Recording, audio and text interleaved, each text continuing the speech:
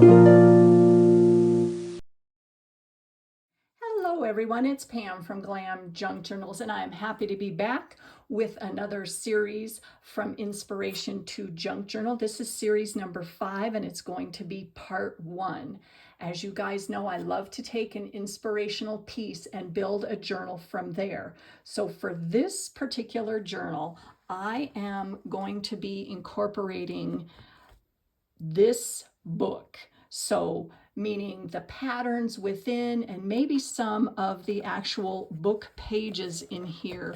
And I just absolutely love this book. I love all the patterns, the chinoiserie, the chintz, the toile, and I am going to be incorporating hopefully all of those into my next journal. So it's definitely going to be a French theme, and I'm going to be incorporating blues and whites and maybe a little pop of mauve and pink. It's going to be, I'm just beyond excited about this one. So what I've gathered is some appliques.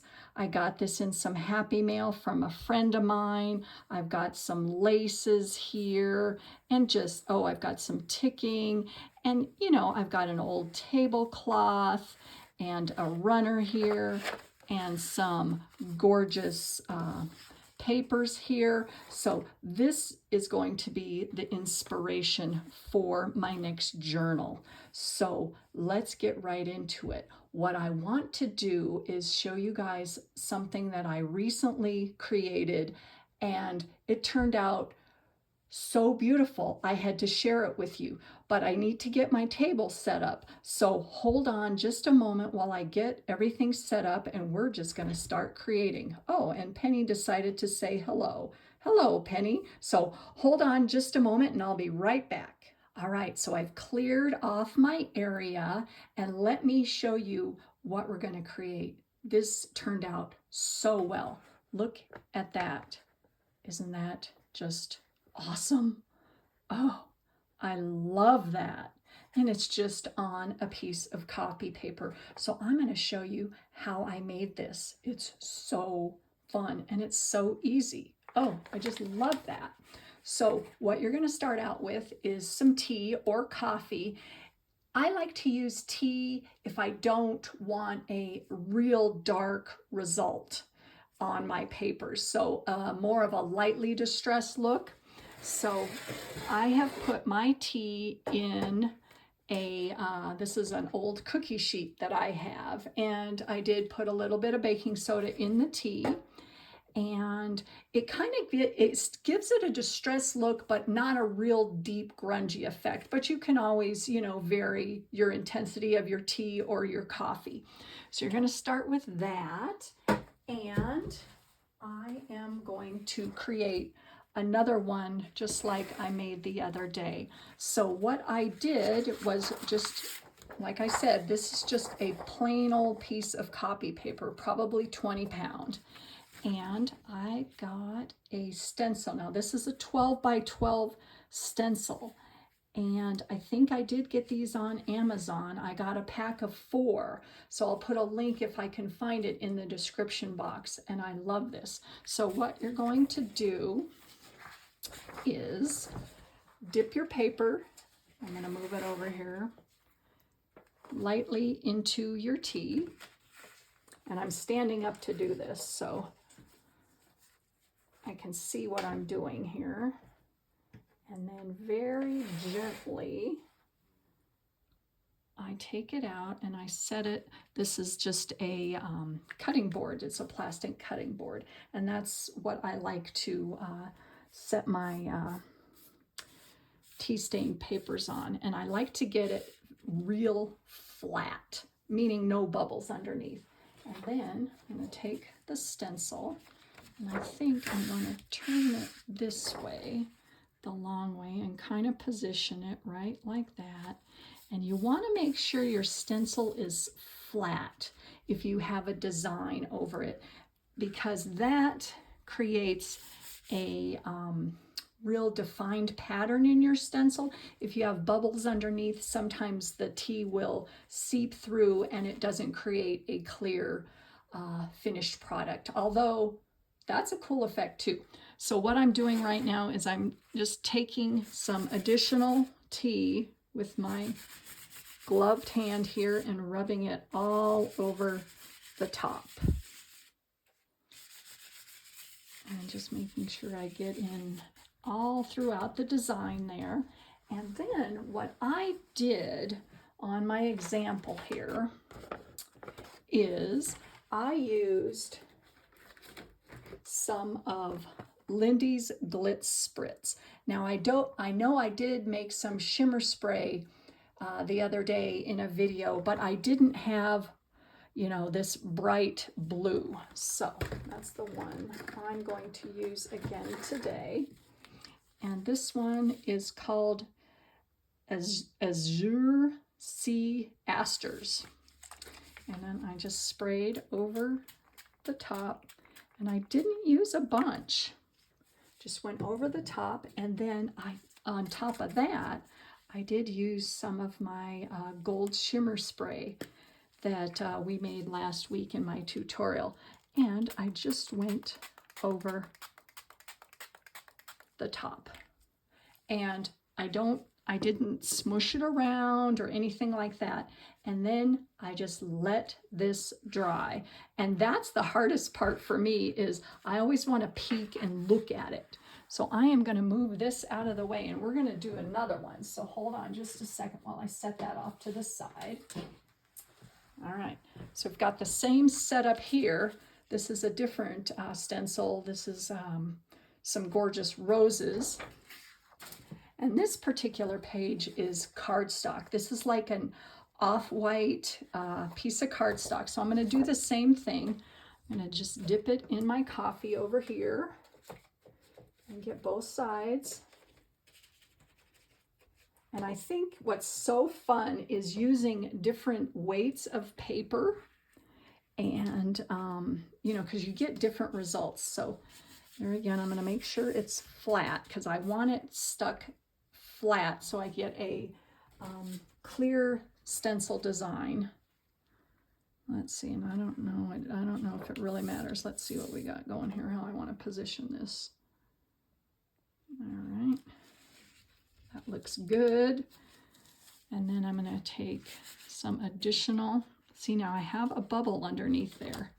Let me get that out of the way again. Hold on, you'll see what I'm talking about. See right there? See that little line? I want to be very careful, and I want to get this flat. There we go. Because I found through experience that if you have those little bubbles, sometimes you don't get as clear of a result from your stencil, because the tea kind of seeps underneath and it doesn't,